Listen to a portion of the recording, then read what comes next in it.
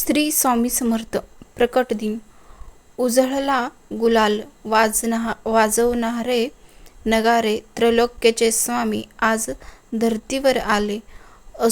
अनुसयेचा तू दत्त, सुमहितीचा तू श्रीपाद, अंबा भवानीच्या तूच नरहरी, आम्हा कैवाऱ्यांचा तूच स्वामी. अशक्य ही सारे करीतो शक्य ही क्षणात, भिवू नकोस मी पाठीसी आहे असा सदा सांगे आम्हास.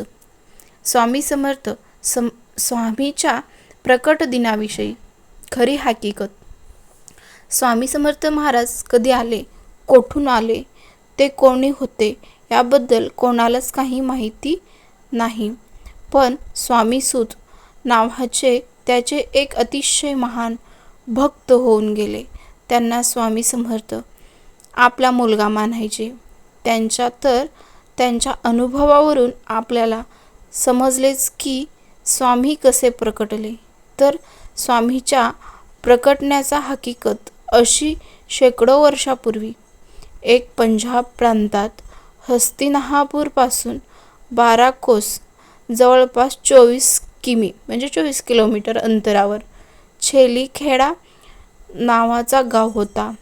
त्या ठिकाणी विजयसिंग नावाचा एक लहान मुलगा आपला भाऊ आणि भाऊजई बरोबर राहायचा. तो मुलगा कोणाही बरोबर मिसळायचा नाही. तर तेथून थोड्याशा अंतरावर असणाऱ्या साधारण पडक्या अशा जागेत एक खूप मोठी वटवृक्ष होता.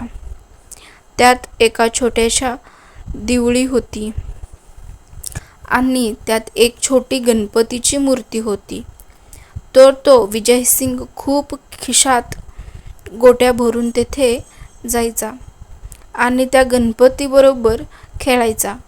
पण तो मुलगा गणपतीला आपला मित्र मानून त्याचाही डाव स्वतःवरच घेऊन खेळायचा. असेच एक दिवस जात होते. त्या दिवशी परमात्म्याला आपला आविष्कार दाखवण्याची गरज वाटू लागली आणि त्याने विजयसिंगला कारण बनवून आपला आविष्कार दाखवला. तो दिवस होता चैत्र शुद्ध द्वितीया आणि विजयसिंग रोजच्या आपल्या पद्धतीने याही दिवशी तेथे गेला गणपतीबरोबर. पण आज अचानक त्याच्या मनात आले की रोज आपणच खेळतो आणि आज याने पण खेळायचे. आणि तरहव सर्व गोठ्या त्या मूर्तीच्या समोर टाकले व तो बोलले, बाप्पा, रोज मीच तुझा डाव खेळतोय, पण आज नाही, आज तूच खेळायचंय. बस इतके. त्याचं तोंडून शब्द निघताच धरणी कंपित होऊ लागलं. सर्वत्र ढग जमून अंधार होऊ लागला. वारे वेगाने वाहू लागले आणि कोणालाच काही कळेना की काय होतंय. पण काय करणार ती अद्भुत शक्ती आज प्रकटणार होती आणि तिच्यात आगमनाचीही सूचना होती. आणि ज्या ठिकाणी गणेश मूर्ती होती त्या ठिकाणी धरणी दुभंगून एक 8 वर्ष अतिशय तेजस्वी एक बालमूर्ती प्रकटली. आणि तेच तिसरे कोणीही नसून प्रत्यक्ष परब्रह्म श्री स्वामी महाराज. आणि तो विजयसिंग छोट्या गोट्या खेळताना तेव्हा स्वामीकडून हरला आणि बालरूप स्वामींनी त्यांना गोट्या उधार दिल्या आणि परत भेटण्याचे देऊन वचन. तेथून ते गुप्त झाले. थोडक्यात स्वामीचा अवतार हा पंजाब प्रांतात हस्तिनापूर पासून 12 कोस जवळपास 24 किलोमीटर अंतरावर छेलीखेडा नावाच्या गावात वटवृक्षाच्या जवळ गणेश मूर्तीच्या शेजारी झाला.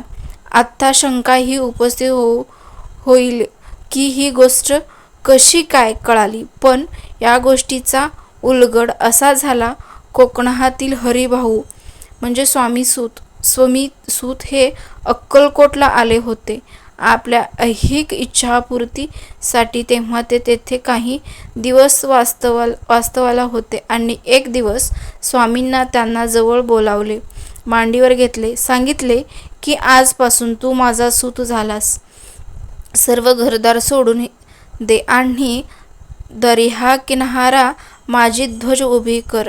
हे ऐकून हरिभाऊंना रडू कोसळले, कारण ते येथे ऐहिक इच्छापूर्तीसाठी आले होते आणि महाराज तर सर्व सोडायला सांगताहेत हे पाहून त्यांना थोडी रडू कोसळली.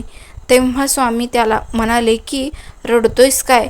माझे पोट बघ किती मोठे आहे, त्याच्यावर हात फिरवून बघ. आणि ज्यावेळी हरिभाऊ तसे केले त्यांना ध्यान लागले आणि त्यामध्ये त्यांनी आपले सगळे जन्म आठवू लागले आणि त्यातील त्यांना एक आपलाचा जन्म आठवला. विजयसिंग म्हणजे दुसरा तिसरा कोणी नाही तर तो स्वामी सुतांचाच पूर्व अवतार होता. आणि त्यानंतर या सर्व गोष्टींचा उलगडा झाला आणि या गोष्टीला स्वतः स्वामींनी मान्य दिलं आहे.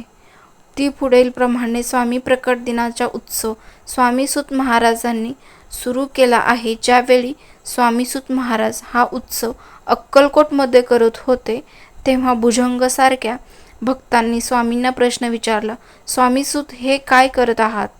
तेव्हा स्वामींचे उत्तर असे होते, माझा बळ मी सदैव ज्या प्रकटलेल्या दिवसाचा उत्सव करीत आहे.